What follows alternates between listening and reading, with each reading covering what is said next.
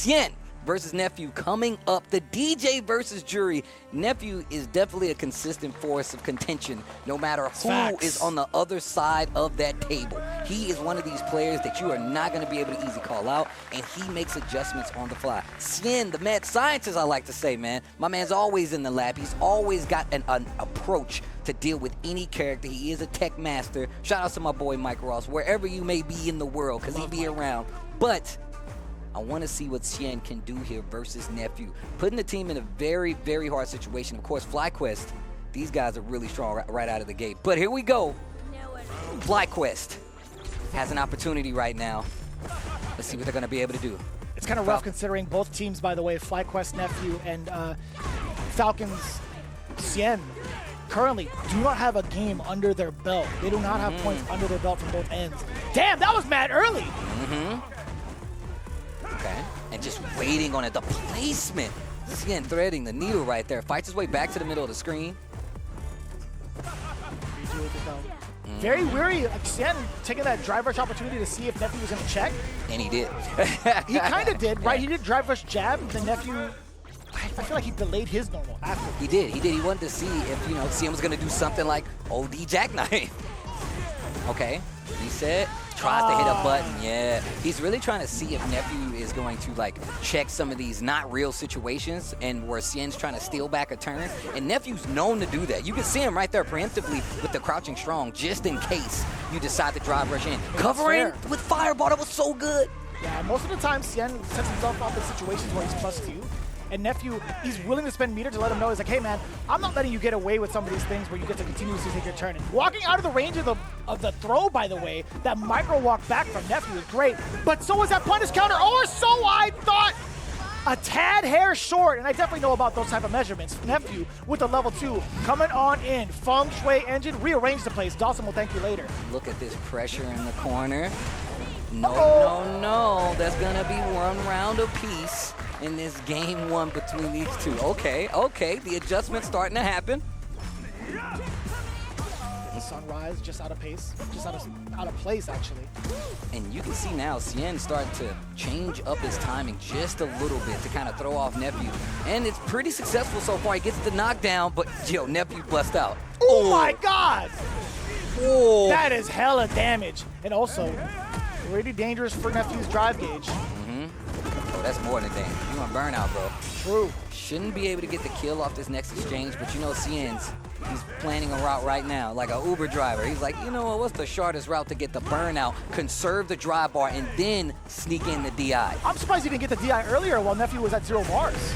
Either way, you still get the chip. You know what, I like that from Xian. Just getting the chip damage either way, making sure his route is true to the frame traps, and also true to his drive gauge, right? Still being able to use his resources correctly before putting himself into a dangerous spot, like possibly putting himself into a burnout scenario. Really well played from Xian. And this has always been a kind of talking team, right? They always give each other input, whether they're talking to themselves, talking to Xian. And now you see Nephew looking back at the bench, getting some words from, I believe, Punk, actually. Yeah, you can see him hitting the coach's cover where they cover their mouths. They cover their mouths on the sideline, like, I don't need you to see what I'm saying, like, I like it. It's funny how that was an established thing from like previous, way before the seasons past, right? Because some of these players, some of these dudes be trying to listen, right? Like, I get it.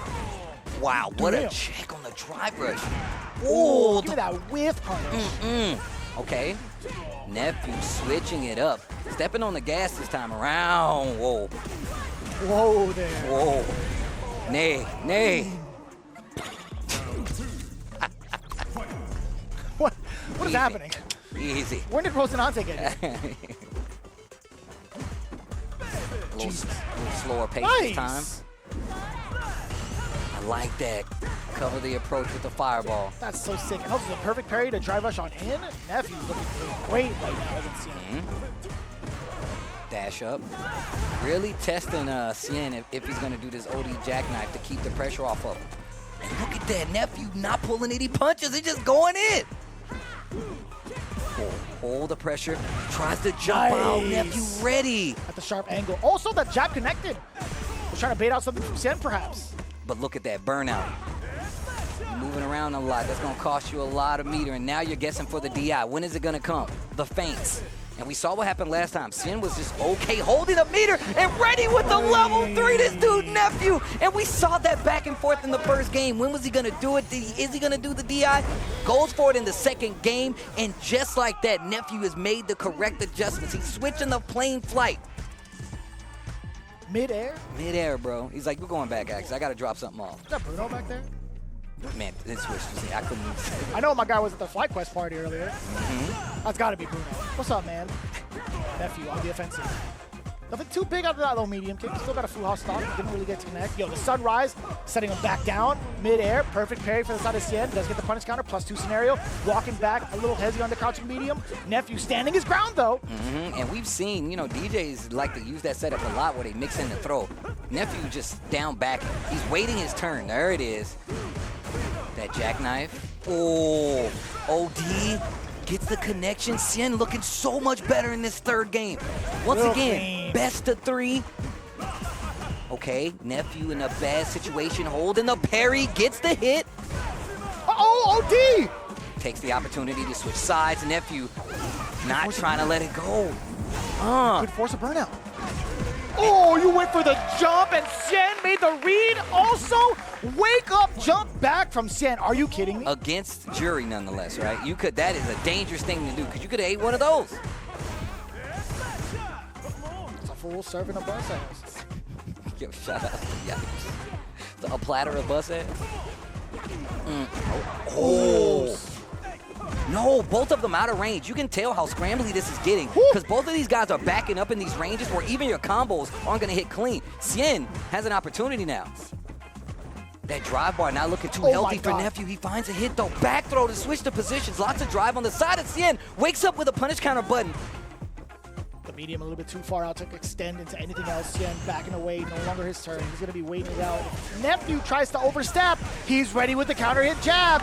Just like that. Xian, the first W on the board for himself, and now for Falcons, the first 10 points against FlyQuest. Okay, and that was very touch and go. There's a lot of back and forth there. Bro, you were watching two of the best go head-to-head right there. And you see those small changes in the game as we got later on, the spacing got a lot more pivotal, even to the point where you saw them actually connect some of these counter-hit combos, some of these counter-hit buttons, and they weren't even committing to it. And just even the thing you talked about earlier, where we saw where Nephew did the drive rush jab, he got the hit and still decided to down back because, look, he's looking for him to block it, maybe retaliate with an OD jackknife or something like that. And you can see them playing the level of Street Fighter that these guys are known to play. World caliber level Street Fighter. And like I said, just a big back and forth right here, ready with the reaction to the DI level 3 from Nephew.